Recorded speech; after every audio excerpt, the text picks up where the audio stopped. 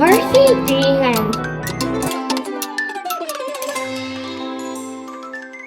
Hi ಮಕ್ಕಳೇ, ನಾನು mercy.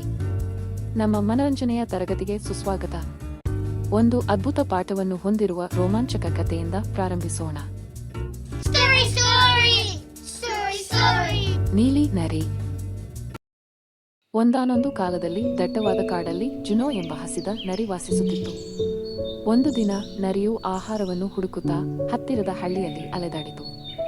ಆದರೆ ಅಲ್ಲಿ ಪ್ರವೇಶಿಸಿದ ತಕ್ಷಣ ನಾಯಿಗಳ ಗುಂಪು ನರಿಯನ್ನು ಬೆನ್ನಟ್ಟಿತು. ಬಡ ಜುನೋ ತನ್ನ ಪ್ರಾಣಕ್ಕಾಗಿ ಓಡಿಹೋದ.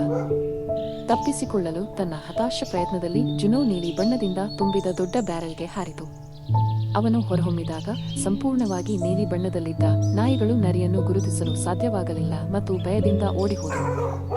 ಜುನೋ ಅವನು ತುಂಬಾ ವಿಭಿನ್ನವಾಗಿ ಕಾಣುತ್ತಾನೆ ಮತ್ತು ನಾಯಿಗಳು ಅವನ ನೋಟಕ್ಕೆ ಹೆದರುತ್ತವೆ ಎಂದು ಅರಿತುಕೊಂಡಿತು.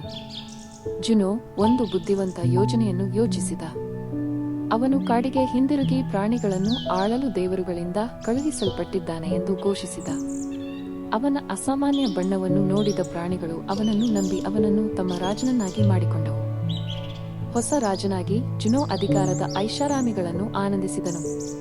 ಪ್ರಾಣಿಗಳು ಅವನಿಗೆ ಆಹಾರವನ್ನು ತಂದು ಬಹಳ ಗೌರವದಿಂದ ನಡೆಸಿಕೊಂಡವು. ಜುನೋ ಅಹಂಕಾರಿಯಾದನು ಮತ್ತು ತಾನು ಶ್ರೇಷ್ಠನೆಂದು ಭಾವಿಸಿ ಇತರ ಪ್ರಾಣಿಗಳನ್ನು ಕೆಟ್ಟದಾಗಿ ನಡೆಸಿಕೊಳ್ಳಲಾರಂಭಿಸಿದನು.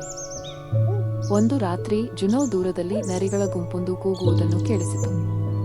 ವಿರೋಧಿಸಲು ಸಾಧ್ಯವಾಗದೆ ಜುನೋನು ಕೂಗಿತು. ಇದನ್ನು ಕೇಳಿದ ಇತರ ಪ್ರಾಣಿಗಳು ತಮ್ಮ ರಾಜ ಕೇವಲ ವೇಷದಲ್ಲಿರುವ ನರಿ ಎಂದು ಅರಿತುಕೊಂಡವು. ವಂಚನೆಗೆ ಒಳಗಾದರು ಎಂದು ಆಕ್ರೋಶ ವ್ಯಕ್ತಪಡಿಸಿದವು. ಪ್ರಾಣಿಗಳು ಜುನೋವನ್ನು ಕಾಡಿನಿಂದ ಓಡಿಸಿದವು. ಆ ದಿನ ಪ್ರಾಣಿಗಳು ಒಂದು ಪ್ರಮುಖ ಪಾಠವನ್ನು ಕಲಿತವು. ನಿಜವಾದ ಬಣ್ಣಗಳು ಯಾವಾಗಲೂ ತಮ್ಮನ್ನು ತಾವು ಬಹಿರಂಗಪಡಿಸುತ್ತವೆ ಮತ್ತು ಮೋಸವು ಹೆಚ್ಚು ಕಾಲ ಉಳಿಯುವುದಿಲ್ಲ.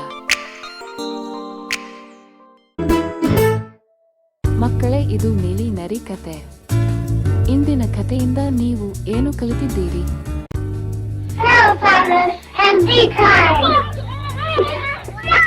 ವಂಚನೆ ಮತ್ತು ಸುಳ್ಳು ತಾತ್ಕಾಲಿಕ ಪ್ರಯೋಜನಗಳನ್ನು ತರಬಹುದು, ಆದರೆ ಸತ್ಯವು ಅಂತಿಮವಾಗಿ ಹೊರಬರುತ್ತದೆ.